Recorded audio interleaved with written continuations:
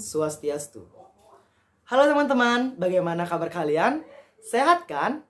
Oke, pada kesempatan kali ini kami akan membahas bagian Pancasrada yang kedua, yaitu percaya adanya Atman. Baik, sebelum itu izinkan saya memperkenalkan rekan saya terlebih dahulu. Perkenalkan, rekan saya atas nama Nikadek Bonita Salfitri dan saya sendiri Komang Tri R. Gunawan. Baik, langsung saja kita bahas mengenai pengertian Atman. Sebelumnya teman-teman ada yang tahu nggak sih apa itu Atman? Di dalam Hindu, Atman adalah penyebab segala sesuatu itu hidup di alam semesta. Karena adanya di dalam tubuh setiap makhluk hidup. Maka jika tidak ada Atman, makhluk tersebut tidak akan bergerak atau dikatakan mati.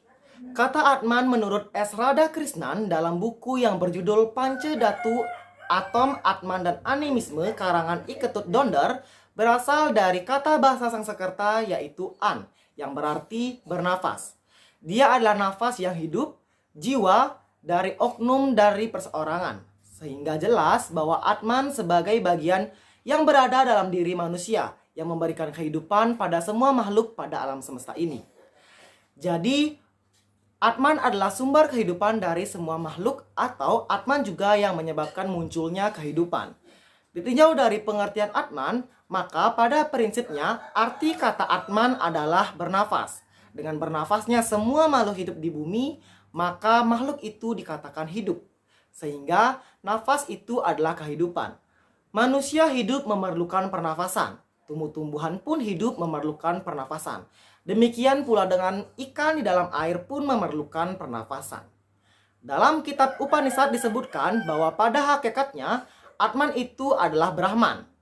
Hal ini dinyatakan dengan kalimat Brahman Atman Avikyam. Artinya, Brahman dan Atman ialah tunggal adanya. Brahman adalah asas alam semesta, sedangkan Atman adalah asas hidup manusia. Atman juga disebut jiwa karena ia memberikan hidup pada raga atau badan jasmani. Jiwa yang masuk dan memberikan hidup pada makhluk hidup disebut jiwatman.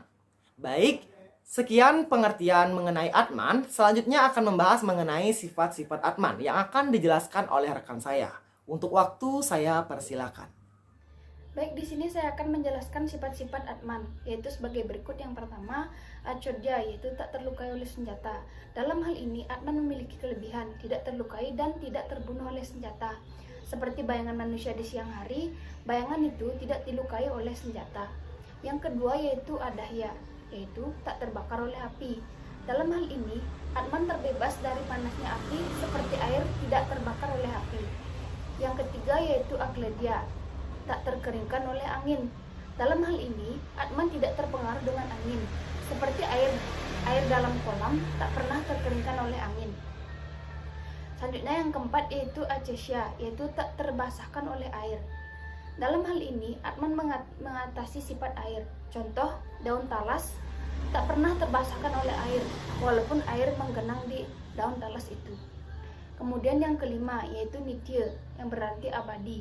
Dalam hal ini, Atman tak dapat terbunuh dan hancur seperti manusia. Jika manusia meninggal, maka badan kasarnya hancur, sementara Atman tetap hidup dan kekal. Selanjutnya nomor 6 yaitu Sarwagata, yang berarti di mana-mana ada. Sifat Atman yang berada di mana-mana. Dalam hal ini, Atman tidak terpengaruh oleh ruang dan waktu. Contoh, udara selalu berada baik di dalam maupun di luar ruangan. Hampir tidak ada ruangan yang kosong.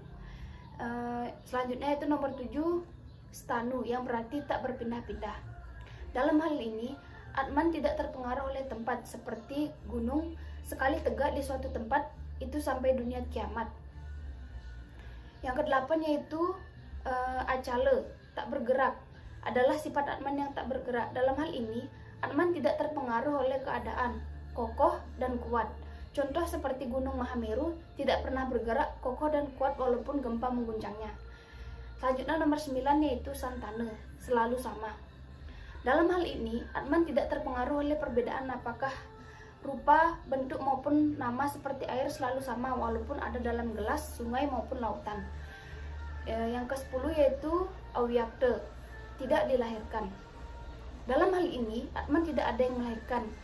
Ada tanpa dilahirkan, seperti Sang Hyang Widi, ada tetapi tidak ada yang mengadakan. Yang ke-11 yaitu Acintya, tak terpikirkan. Dalam hal ini, Atman bersifat gaib. berada di luar wilayah pikiran manusia. Yang terakhir yaitu awikara, tak berubah dan sempurna, tidak laki-laki atau perempuan. Dalam hal ini, Atman tidak terpengaruh oleh keadaan dan jenis kelamin. Baik, sekian dari saya. Oke, selanjutnya akan membahas mengenai cara mempercayai adanya Atman. Kita sebagai umat Hindu, cara kita mempercayai keberadaan Atman yaitu didasari dalam ajaran Pancasrada, di mana dalam Pancasrada bagian yang kedua disebutkan bahwa umat Hindu harus meyakini adanya Atman. Pernyataan bahwa Atman merupakan bagian dari kehidupan setiap makhluk tertuang dalam pustaka suci Bhagavad Gita dan Atharvaveda, yang Anda bisa lihat pada layar dan pause video ini untuk membacanya.